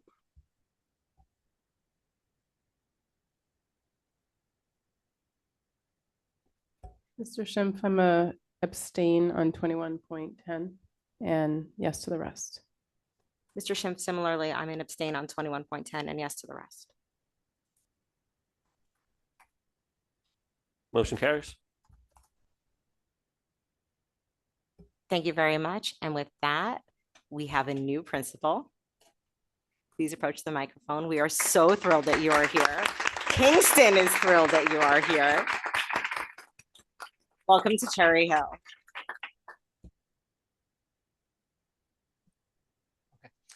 Thank you. Oh, no. It's actually welcome back to Cherry Hill because I raised my children here in Cherry Hill and they went to Cherry Hill schools. So now I'm coming as a member of the school system as opposed to just a parent. So it gives me good perspective coming in. Thank you, Dr. Morton, school administrators, and the school board for entrusting me to lead Kingston. I am truly excited to be back in Cherry Hill, and I'm looking forward to meeting my little Kingston Bulldogs and the staff and the families, and I'm just really ready to have a tremendous first year of many to come. So thank you.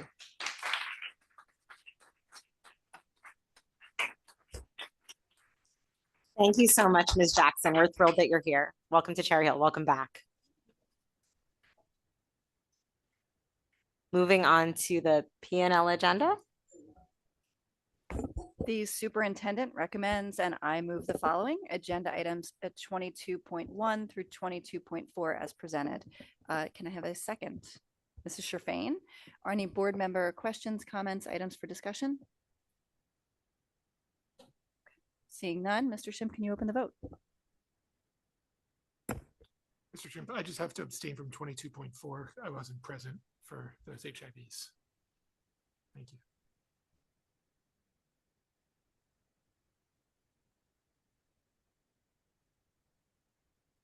Motion carries.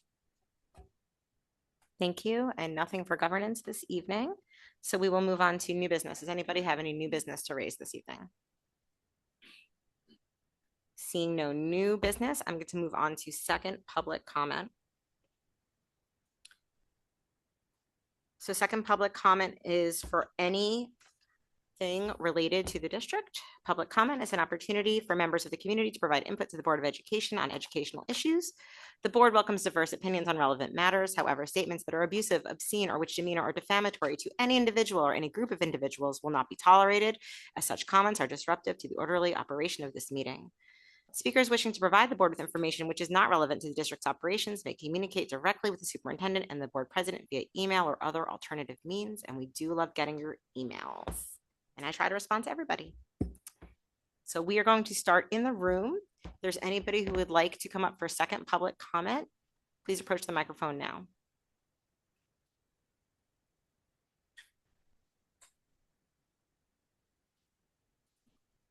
You'll have 3 minutes.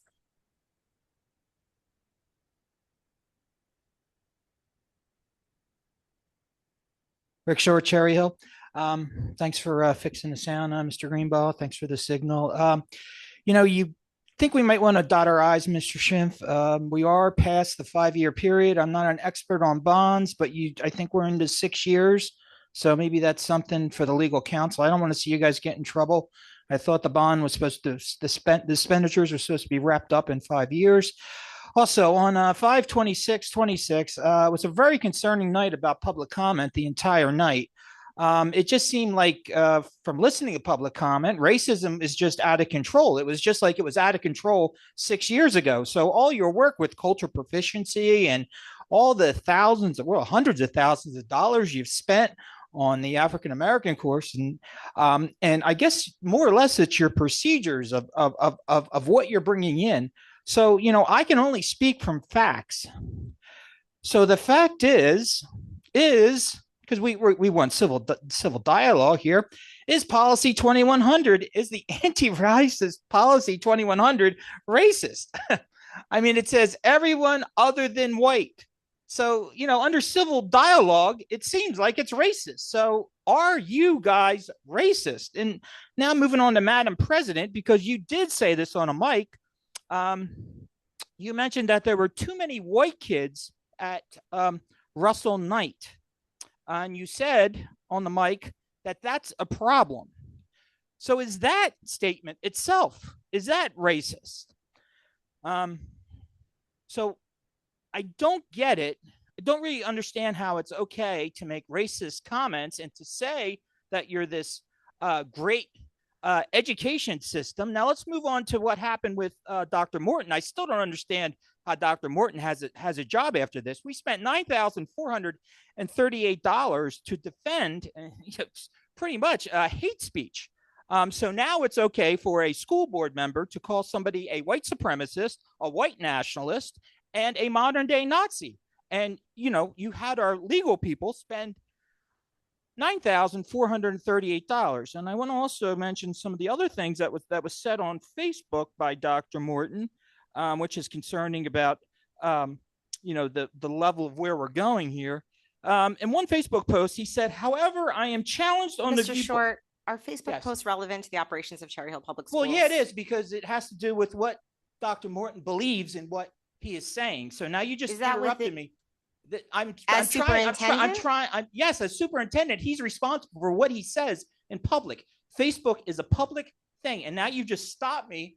Will you give me another 20 seconds, Madam President? You just interrupted me. Will you give me another 20 seconds? You can finish your comment. Thank you.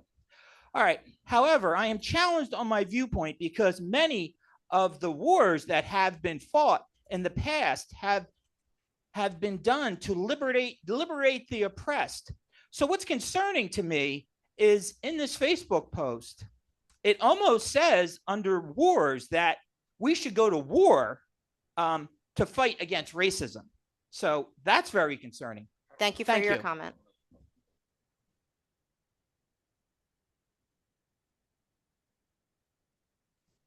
Going to the line, the next person is Carolina Bevid. Ms. Bevid, it's your turn. Thank you, Carolina Bevid, Cherry Hill. I saw the slideshow about tech usage at school and the list of websites shared in Google Classrooms. Okay,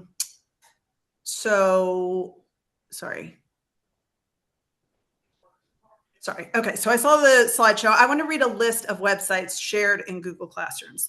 I'm not sure if they're all utilized in class or shared for students to explore independently.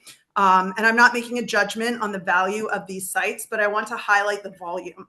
Some of these sites were mentioned in the P&L slideshow, but many were not. And I'll just read as many as I have here. It's not a complete list, nor does it include most of the links that are embedded in Google slideshows. It doesn't include ChatGPT, which students can access on their school computers, or any of the games, the many, many games that students can access at school, including Minecraft style games and even gambling games like Blackjack. So Edpuzzle, Tinkercad, Everfi, Vackaroo, YouTube, IXL, Study Jams, Google Forms, Quizlet, Formative, Screencastify, GimKit, Wayground, School AI, Loom, Kami, Simply Science, Padlet, Quiz on Everfi, Forward Education, CommonLit, Microbit, Weebly, Cetera, JetPunk, Lizard Point, Strive Math, Magic School, Khan Academy, Learn 360, Delta Math, Book Creator, Brain Pop, Explorer.Concord, Nearpod, Story Maps, Chrome Music Lab, Beastbox, Incredibox, Arts and Culture, Viral Hip Hop, Scope Scholastic, Learning Music,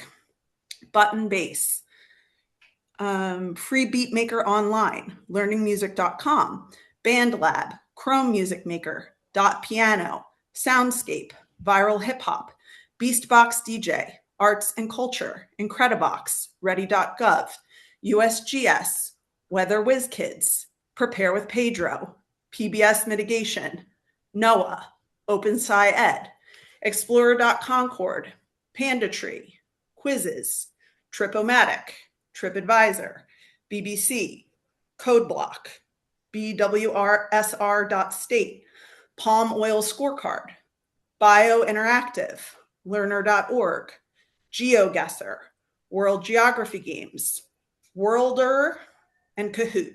So I was just able to read a list for 3 minutes of a non-exhaustive list of all the websites that kids are assigned to visit in a day. So I really hope the tech policy is robust. Thank you. Thank you for your comment. Going back to the room, is there anyone who would like to make second public comment? Please approach the microphone. Just give us your name and municipality of 3 minutes. Louisa Badaracco, Cherry Hill. In the technology presentation, we saw highlighted the positives of tech, of which there are many, but not the negatives. We now have evidence from bellwether lawsuits against big tech that the companies have explicitly targeted schools in order to make kids their customers, in order to make them addicts. An employee of TikTok discussing a new feature wrote, "Teachers are going to hate it." That employee's manager responded, "If we assume teens are going to do this anyway, we'd rather have them here on TikTok." In other words, this will be bad for kids and bad for teachers, but it's good for our bottom line, so we'll do it. And before you say TikTok isn't part of the school curricula, know that it doesn't have to be for it to be a problem for us. TikTok has given the National PTA millions of dollars to throw school events about online safety and provide favorable comments to journalists. Our schools have been and continue to be the target of big tech. So what are we doing to address the negatives? That needs to be a part of any presentation. Other districts are on it. The LA District Board in April voted 6-0 to ban tablets and laptops in first grade and below, to require a screen time policy for each grade and subject, and encourage assignments using pen and paper. In March, New York City rolled out a system based on red, yellow, and green traffic lights to determine when schools can use AI. Where are the controls for tech in Cherry Hill, and what are the antidotes to tech overuse? Have you banned YouTube? Have you allowed parents to leave Chromebooks at school if they don't want them at home? Have you banned phones from bell to bell, which includes important socialization opportunities like lunch and recess? Have you supported non-screen solutions in every single school for when recess can't be held outdoors? The answer to all these questions is no, even though those practices and much more are being enacted in other districts.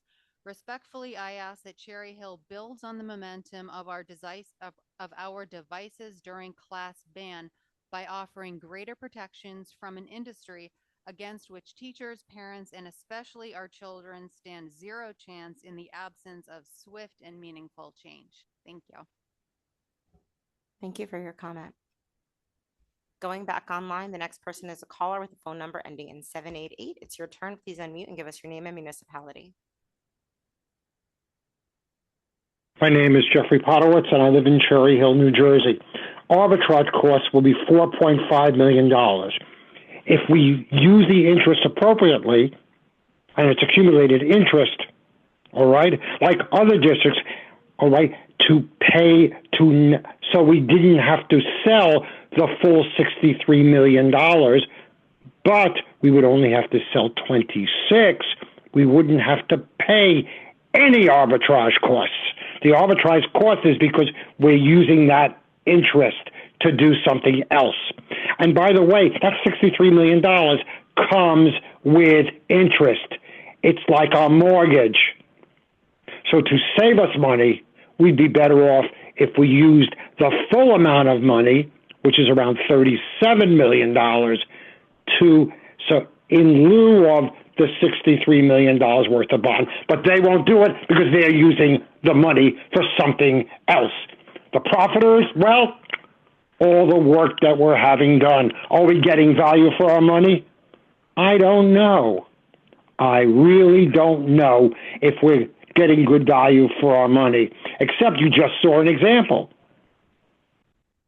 $11.6 million to work on Beck is not enough, with, of course, 25% soft costs, and that is a lot, 25% soft costs. I don't know if we're getting value for our money. I really don't. All right? I sent something. There was a movie called Pressure about D-Day. The students learn about the Normandy invasion and what it was about. There was a British play called Pressure, and it's in the movie theater right now, and it's stated that pressure refers to the unmanageable difficulty faced by everyone involved in planning what is known as D-Day. This has to do with meteorology. Interesting movie. Read about it. However, I sent you a PDF, which you could share with the students, that PDF. And it's written by the chief of the Beat subsection or the Information Section, Intelligence Division, Office of the Chief Engineer, Headquarters Itausa. He was from Belgium, and he was teaching at MIT when the war began. He was also a yachtsman, and he was very versed on the Normandy coast. Note, there's a Colonel Millett down there. He was chief of the Intelligence Division, and that brother died of wounds during the D-Day invasion. Colonel Millett eventually went on to serve in the War Office, which is now called the Pentagon, and joined Caesar's staff. So why don't you point that into, pass that one PDF on with the student reps. Thank you very much. Thank you, Dr. Podowitz. Going back to the room, is there anyone else who would like to make second public comment tonight?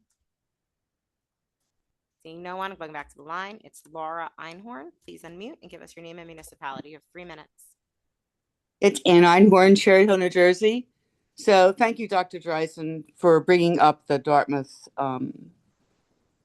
program has been initiated. I've been following it on YouTube, and I find it fascinating.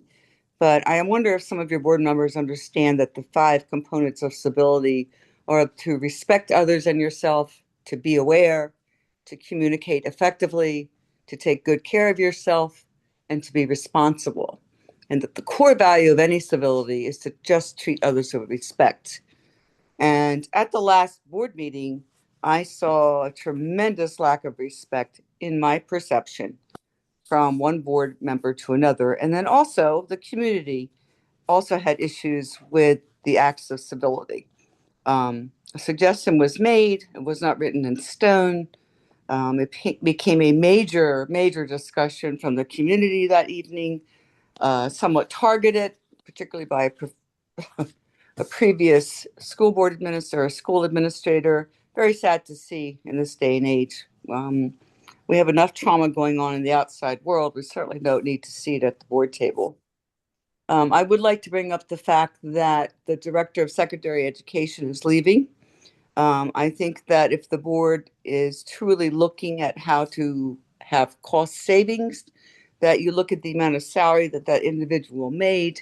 And perhaps if you look at I believe that it's called the chart of organizational chart that I'm looking at, that a number of those categories could be reassigned in the administration building. Since we do not know still what layoffs or what have you have been produced in the administration building, I think it's a serious question. Should have a serious discussion, particularly at BNF and I guess C&I, since it pertains to our children. But you would do the community a big service after you said you're on the road to making different cost savings, that you sincerely look into that position at this time, because that particular salary could probably support at least 20 educational assistants. Thank you. Thank you for your comment. Going back to the room, is there anybody who would like to make second public comment? Seeing none, I'm going back online. I don't see anyone with their hand raised. Last chance. All right, and I'm going to close second public comment and move on to board member activity. Same rules apply. Board members will have up to 3 minutes to describe their activity in the community over the past 2 weeks. And I'm going to start on this side tonight with Dr. Braddock. Nothing official, but I have taken my little ones over to Rosa to look at some of the outside bond work, and they're very much looking forward to going there. And I guess about, what, 8 years, give or take. But just like it's cool to see some of the bond work done and go around the community and see it with my eyes, even though Mr. Schimpf does an incredible job with the presentations. Mr. Fain. Just realized I said mine in the wrong spot. I don't have anything to update you on. Ms. Manzano. I attended 2 events in the last 2 weeks. I'll let some of my board colleagues talk a little bit more, but I attended the Coles graduation ceremony, and I just want to shout out all of the faculty, staff, administrators that were there, the students, and the parents. It was just so cool to have such a personal touch message that so many people, when they spoke individually about each of the students, it's just very heartwarming, and it's also super congratulatory to all those students for their successes and getting to hear all of them. But close to my heart, we had an awesome event at Johnson yesterday. The East Robotics team, 5 members of the East Robotics team came over and did assemblies. They did 4 assemblies, excuse me, which was so amazing to see them interact with the younger students. I hope that more of our elementary schools take advantage of something like that, because the younger kids got to ask questions and they got to drive robots and learn all of this fun stuff. So I just wanted to shout out Jose Johnson, Jennifer Sasso, and Michelle Johnson for helping to coordinate that. And of course, Mrs. Giordano over at Johnson. So thank you. I feel like I've been all over town with events for my 3 kids, but as a board member, the only one I attended was the Coles graduation, which is a really special time. I think looking at what the students have achieved and the personal stories from the educators who worked with them is always an amazing reminder of why we all do the things that we do. And it's always amazing to celebrate graduation season too. So congratulations to all of those kids and all the kids graduating around the district. Nothing this week, but looking forward to moving up ceremonies and graduations next week. No comment. Nothing to report. No official board engagements, although I'm looking forward to a full week of moving up ceremonies and graduations next week. But do want to just take a minute to call out that while I was not there as a board member, the Carusi Band and Orchestra concert last week was the final concert after a 26-year career for Mrs. Francesca Seacrest at Carusi Middle School.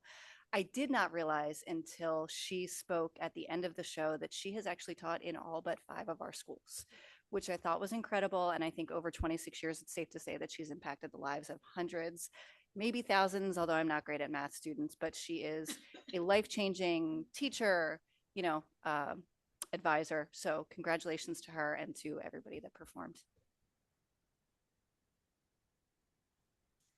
So along with Mrs. Winters and Mrs. Manzano, I also attended the Coles promotion ceremony, and I thought, just like they did, it was equally as lovely and moving and very touching to hear each individual student, their tributes, the teachers' tributes to each individual students were very moving. And it really just goes to show how important that program is in our district. Thank you. Moving on to superintendent's comments. Thank you, Ms. Winters. Just one quick comment. Just want to say thank you to the community members who shared comments about technology usage, about safe technology usage in particular. This has definitely been a topic of discussion amongst the administration, certainly amongst the Board of Education as well. Ms. Palmer shared some thoughts about P&L and policies that are being reviewed. But just to share, ironically, the list of apps that were read was not even the full list. We only included a portion of the actual apps that have circulated throughout the district. There's actually over 1,000 different apps that are on that list. So the work of the administration currently is to call that back, to vet those apps, and to establish an approved list of apps that actually directly contribute to learning and do so in the safest way possible. And that's exactly the work that's taking place. We also have an AI implementation plan that's underway as well that will complement the AI policy that the board has recently adopted. That information will be shared with the community. We'll bring that forward. We absolutely recognize that there are tremendous values and merits in the use of AI, but there are also safety concerns, and that's just the truth. I also would be remiss if I didn't mention that our district was amongst the first districts in the state to implement a cell phone ban. And this is the second year of that ban. We're expanding that to our bell to bell. It really just protected the instructional periods. But additionally, and I believe we may be the only district just about in the state, because I haven't heard of any others whose cell phone ban is extended to the Board of Education as well. So as you look around this table, there aren't any board members with cell phones out because they recognize the importance of focus as well during board meetings. So with that, I'll say thank you and have a good night. We are the only ones. Only ones. And the reason we did that was because we knew how important this topic was. So, and I do think it's increased collaboration and communication among the board. It's almost impossible to get anything done when you're constantly distracted. So we're going to take that and we're going to keep moving forward. I'd like to make a motion. Oh, Ms. Stern had a very good point. Did we want to talk about the commissioner's visit? Are you sure? I'm gonna, yeah. Well, you have to help me out. The Commissioner of Education visited, and I didn't. I thought Dr. Morton was going to talk about it in his superintendent comments, but we can all talk about it. So she came to Cherry Hill last Friday. It was absolutely incredible to have her here. We did look at only 3 of our 18 schools, which was really hard to pick, honestly, because there's so many things going on in all of our schools, but she was on a time crunch. So in order to keep her less time transporting and more time looking at the schools, we started out at Carusi Middle School, where she was able to see some of our some of the bond work that's being done, some of what's going on in our special education classes as well at Carusi, and the importance of inclusive opportunities for special education students. Ms. Franco was kind enough to host us as we walked through the building and talk about the things that are going on there. After that, we went over to Kilmer, which you got to see our elementary schools, but also our preschool expansion program, because we have our new classrooms at Kilmer. Thank you to Dr. Mahan for discussing our preschool program and our expansion with the commissioner. That's one of her priorities, and it's one of our priorities as well. And then we ended the morning at West, which was incredibly impactful because at West, the students really led the tour and told their story about the buildings. And I think what struck me the most about the entire day, honestly, was hearing the high school students that were with us, both our representatives from Eastside, who are also our student reps, the West students as well, and the students at Carusi, talk about the opportunities they've had in Cherry Hill and their hope and desire that those opportunities remain for the students that are coming up behind them. And I think that message resonated with the commissioner. So I've moved from, I think, cautiously optimistic to pretty hopeful that we have been heard. The fact that she posted about her visit on her page, the Department of Education page, about how she came to Cherry Hill and what she saw here means that we are top of mind and we resonated with her with our message. So I still hold out hope that the legislature will do what it's supposed to be doing and help us both this year with a supplemental appropriation for Cherry Hill in order to restore some of the things that we had to lose, and also to fix the funding formula for the future so that the opportunities that our high school students currently have will be there when our preschoolers get there. How was that? Perfect. Is there anything that I missed? No. Any other board members? And with that, I'll make a motion to adjourn. Is there a second? Ms. Sherfain, all members in favor? The meeting is adjourned. Thank you so much, everybody.